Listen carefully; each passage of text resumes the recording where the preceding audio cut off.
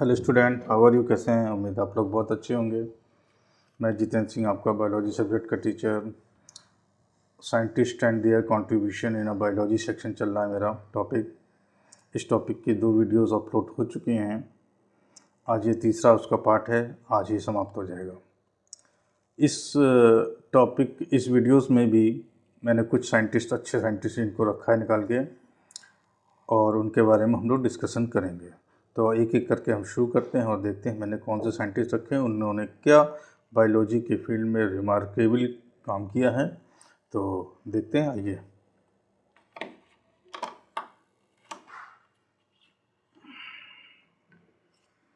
देखिए, पहला साइंटिस्ट हम लोग लेते हैं वाटसन एंड क्रिक।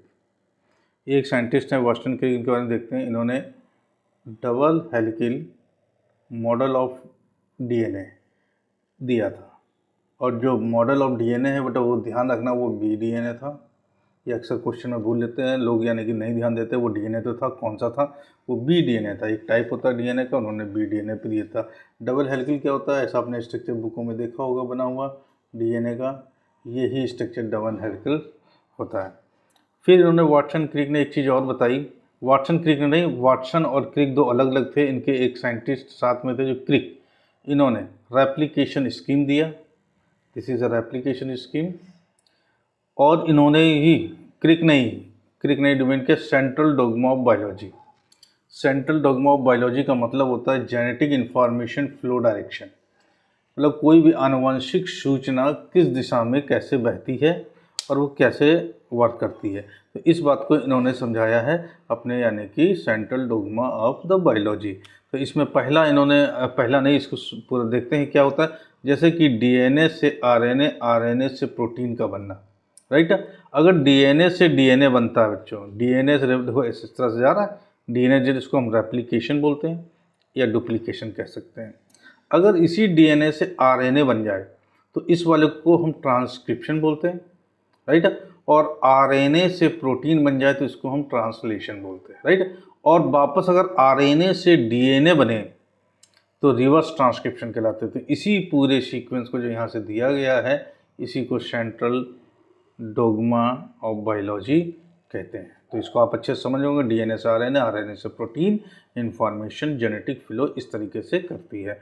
जब डीएनए से डीएनए में है तो रेप्लिकेशन है, डीएनए से आरएनए में है तो ट्रांसक्रिप्शन है, आरएनए से प्रोटीन बनेगा ट्रांसलेशन है, और वापस अगर आरएनए से डीएनए बनता है तो रिवर्स ट्रांसक्रिप्शन है। ठीक है ना। चलिए एक पॉइंट और, क्रिक के बारे में। कंप्लीटेड हिज पीएचडी, इन्होंने अपनी पीएचडी की थी कंप्लीट। उसका थीसिस था X ray diffraction polypeptide and protein के ऊपर इन्होंने किया था। इनका ये थीसिस था, इस टॉपिक पे इन्होंने किया था। फिर आया मेसेल्सन एंड स्टाल। ये साइंटिस्ट, देखो ये 3 साइंटिस्ट डीएनए से जुड़े हुए हैं। तो तीनों के बारे में मैंने कोशिश करता हूँ कि जब भी साइंटिस्ट को स्टडी करें तो कुछ रिलेटेड साइंटिस्ट एक साथ पढ़ लें, उनकी डिस्कवरीज या उनके कुछ फैक्ट आपस में मैच खाते हों, ताकि याद करने में दिक्कत नहीं होती। ठीक है।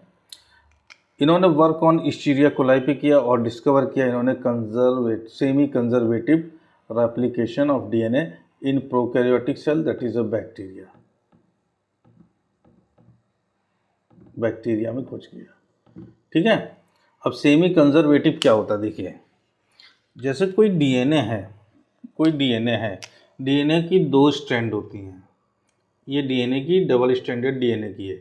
अगर यहाँ से रेप्लिकेशन करते हैं तो डीएनए के 2 पीस बनेंगे।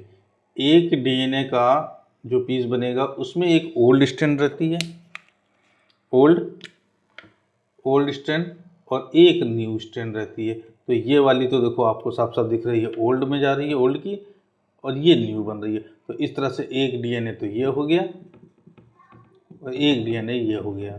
तो इस तरह से जब 2 डीएनए रेप्लिकेट करता है तो इसमें इसे कंजर्वेटिव बोलते हैं कि पुरानी इन्फॉर्मेशन एक स्ट्रैंड के रूप में अपने साथ हमेशा रखता है जब भी डीएनए रेप्लिकेट करेगा। इसी को बोलते हैं semi conservative replication of DNA. और ये मेसेल्सन स्टॉल ने खोजा था प्रोकैरियोटिक सेल, यानी कि वो बैक्टीरिया में।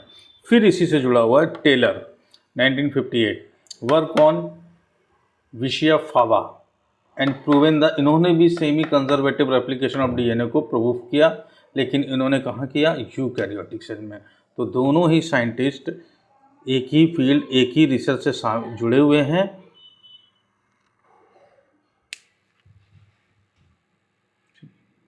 यूकैरियोटिक सेल में। अब चौथा देखते हैं Melvin Calvin, discover the Calvin cycle.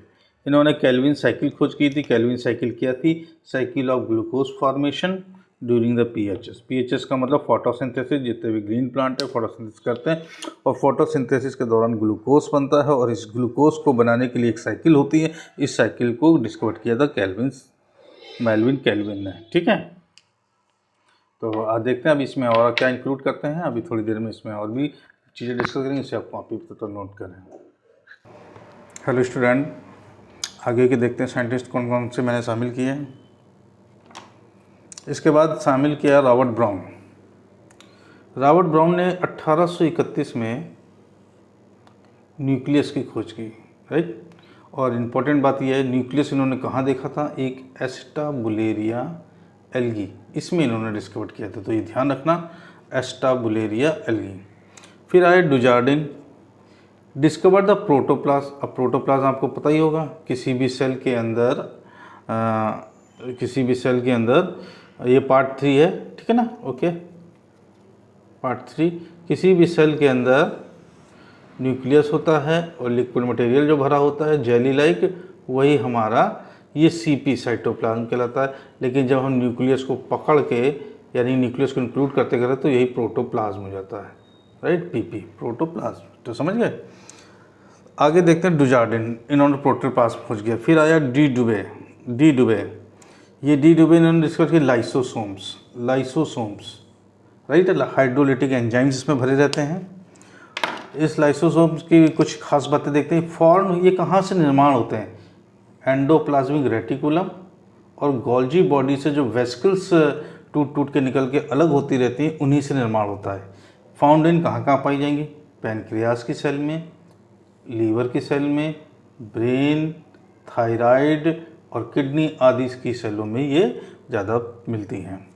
Containing enzyme, कौन कौन से एंजाइम होते हैं? पहला होता है प्रोटीएज, जैसे प्रोटीएज एंजाइम, जिसमें एज लगा रहेगा वो एंजाइम होगा और जिसके साथ लगा रहेगा वो उसी को डाइजेस्ट करने वाला एंजाइम होगा। तो प्रोटीएज से ये मतलब ये हो गया, ये प्रोटीन को डाइजेस्ट करेगा। राइबोन्यूक्लियस आरएनए को, डीऑक्सी राइबोन्यूक्लियस डीएनए को, ईटीसी इतने लोगों को डाइजेस्ट करने वाले ये एंजाइम्स होते हैं।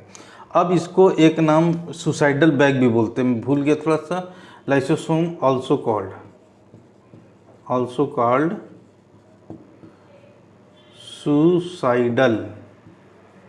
सुसाइडल बैग, इसको सुसाइडल बैग भी बोलते हैं। क्यों?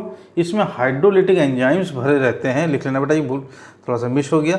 ऑल्सो कॉल्ड सुसाइडल बैग, क्योंकि इसमें जो हाइड्रोलिटिक एंजाइम्स होते हैं, जब ये एक्सीडेंटली वेसिकल्स फट जाए तो ये एंजाइम्स बाहर निकल के सेल की और ऑर्गेनेल के कांटेक्ट में आ जाते हैं, जिससे ये उनको डाइजेस्ट कर देते हैं, ख़त्म कर देते हैं, जिससे अल्टीमेटली सेल की डेथ हो जाती है। इसीलिए इसको also called the suicidal bag. Clear? ये बात भूल गया था मैं, थोड़ा सा इंक्लूड कर लिया। इसको ऐसी तरह पॉइंट बना के लिख लेना, सुसाइडल बैग। क्लियर? यहाँ पे लिख लेना। क्लियर? ओके, इस वाले पॉइंट को। फिर कॉलिकर, ये माइटोकॉन्ड्रिया खोज की। माइटोकॉन्ड्रिया की दो खास बातें, जो माइटोकॉन्ड्रिया ये नेम है माइटोकॉन्ड्रिया, ये नेम सी वेंडर ने दिया था। और इसको बायोप्लास्ट, एक टर्म है बायोप्लास्ट, आल्टमान ने कहा। इसी माइटोकॉन्ड्रिया को बायोप्लास्ट कहा आल्टमान ने। फिर आया फोंटेना ने न्यूक्लियोलस डिस्कवर किया। न्यूक्लियोलस आप नहीं जानते तो देख लीजिए क्या होता है न्यूक्लियस। एक कोई सेल है बेटा, this is a C for cell, this is a N for nucleus, or this is a rounded structure, another this is a nucleolus।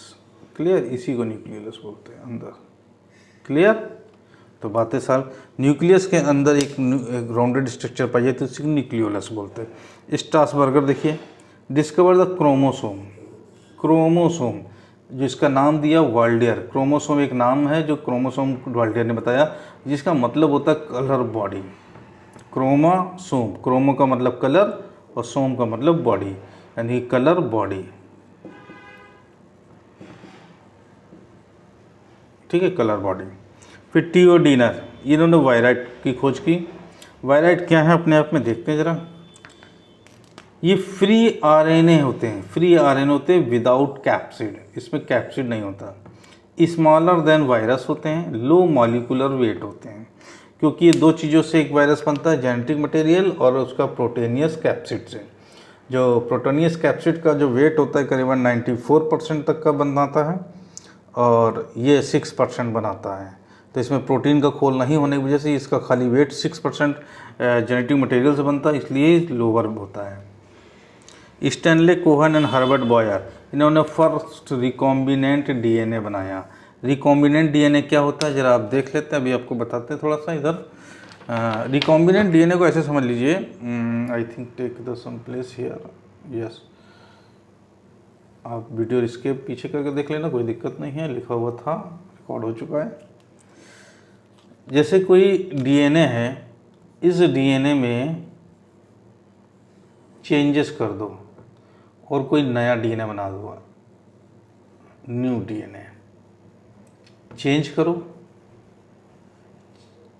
ठीक है ना, चेंज इन इसकी genetic information, change in gene करो, सीधी बात। इसके gene अगर बदल देते हैं किसी डीएनए के, तो उसके बाद जो डीएनए बनता है उसी को रिकॉम्बिनेंट डीएनए कहते हैं। तो आज की वीडियो में हमने 12 साइंटिस्ट और रखे, ये लास्ट सेशन था इस साइंटिस्ट एंड देयर कंट्रीब्यूशन का। आप इनको याद करिएगा, सभी के सभी बहुत ही इंपॉर्टेंट है, चुन चुन के निकाल के रखे हैं। ये आपके एग्ज़ाम में, एकेडमिक में और कंपटीशन एग्ज़ाम में कहीं ना कहीं आए हैं और डेफिनेटली आने की संभावना बनाए रखते हैं। तो ठीक है, आप लोग इसको नोट करें अपनी कॉपी पे, इसको अच्छे मन से लर्न करें। Thank you.